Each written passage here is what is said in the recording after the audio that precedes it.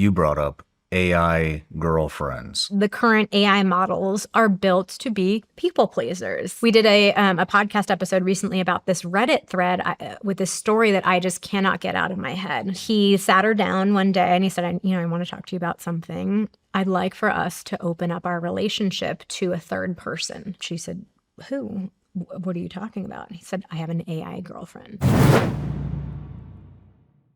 You brought up AI girlfriends.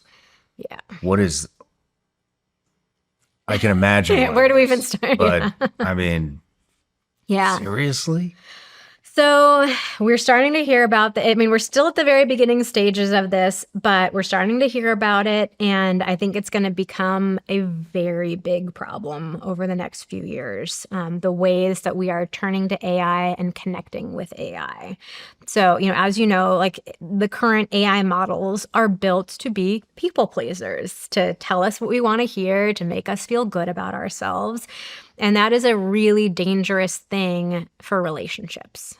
Because the reality is relationships are complicated. Human beings are messy. We're not, our purpose in life is not just to perfectly please our partner in every single moment. And so there's an allure to an AI girlfriend who's telling you everything you want to hear, available to you whenever you want her, making you feel good about yourself. So we did a podcast episode recently about this Reddit thread with this story that I just cannot get out of my head. So this woman, she's married to her husband. I think they had 3 kids together. And she said, we have a good marriage. We have our ups and downs like everybody else, but I really thought we had a good marriage. Been married over a decade. And she'd been noticing that over the last few months, he had been starting to get a little bit more distant. But she thought, maybe we're just kind of in one of those ebbs, one of those seasons of life where things are, it's just not as connected. But he sat her down one day and he said, I want to talk to you about something. I'd like for us to open up our relationship to a third person. And she said, who? What are you talking about? And he said, I have an AI girlfriend.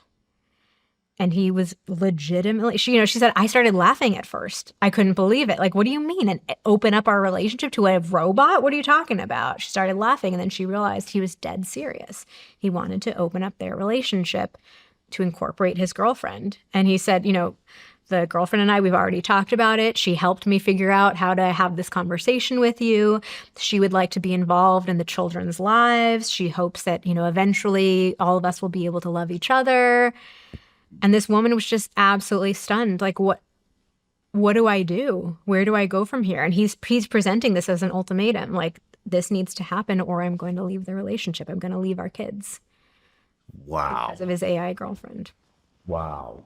So again, that, we're just at the cusp of this. It's not super common yet, but I'm really concerned that this is going to happen more and more. I mean, what is it? Is it It's a specific chatbot, It's just a chatbot? there are AI models that are specifically meant to be companions. They call them companions, where you can design it. You can, what do you want its personality to be like? What do you want its, avatar to look like? And it, it'll act exactly as you want it to act. And it's like, who of us has not wanted to change something about our partner's behavior? Like, I wish they were more like this. I wish I could control exactly what my partner does. And now AI is offering us this opportunity. Now, does that come from a lack of sex with your partner? That definitely could be a part of it. It could be, a lack of emotional intimacy too. But what struck me about this story is the woman said, like, we have a pretty solid relationship. Yes, ebbs and flows, but it's pretty solid overall. Damn. So I think even strong relationships might be at risk from something like this. So I think and that's another reason why I just feel so passionate about the work that we're doing. It's really, I think AI is very cool. I mean, I'm not against AI. I use it a lot in my day-to-day life, but I think it's really important for us to prioritize human connection. Mm-hmm. And you're never going to be able to have sex with an AI. You're never going to be able to have skin-to-skin contact with an AI. I want to protect relationships. I want to protect families.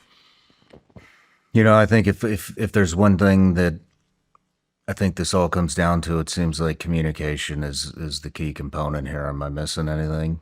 It absolutely is. It absolutely is. I strongly believe that we can't have a great sex life or a great relationship without communication. But really, my goal is to help people not roll their eyes and like, I know I need to communicate. But I want to help them realize that it doesn't have to be as daunting as it might seem. It can actually be fun. That's really the goal here, is to make it feel fun to talk about your sex life, fun to talk about your relationship. Yeah, I mean, it's just communication during sex, communication after sex, communication before sex, communication about sex. I mean, it's all about sending and receiving communications. So, I mean, any parting words? Well, I'm really glad that I've had the opportunity to be here today and speak with your audience. I really hope that, we went over so many specific little tools and techniques. So I hope that people have found at least a couple that got their curiosity piqued. And I would encourage people to, take a couple things and just get started. Try a couple of things out.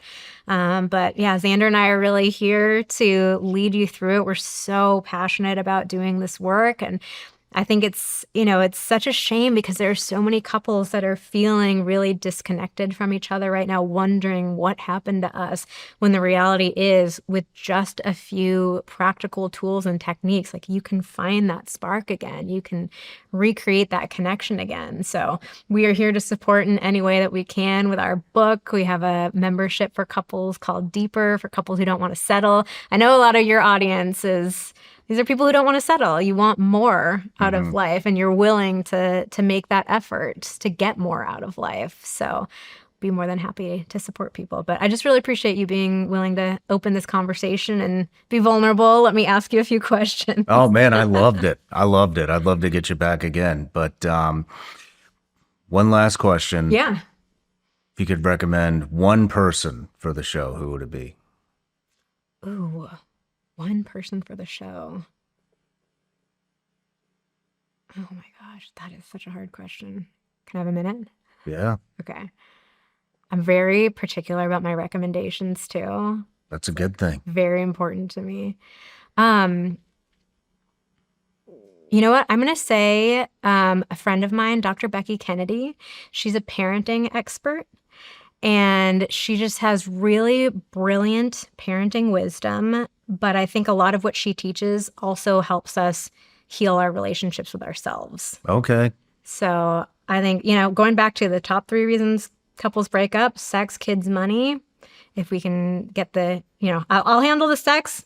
Dr. Becky can help handle the kids, but I think she'd be a great guest. Perfect. No matter where you're watching Shawn Ryan Show from, if you get anything out of this, please like, comment, subscribe, and most importantly, share this everywhere you possibly can. And if you're feeling extra generous, please leave us a review on Apple and Spotify podcasts.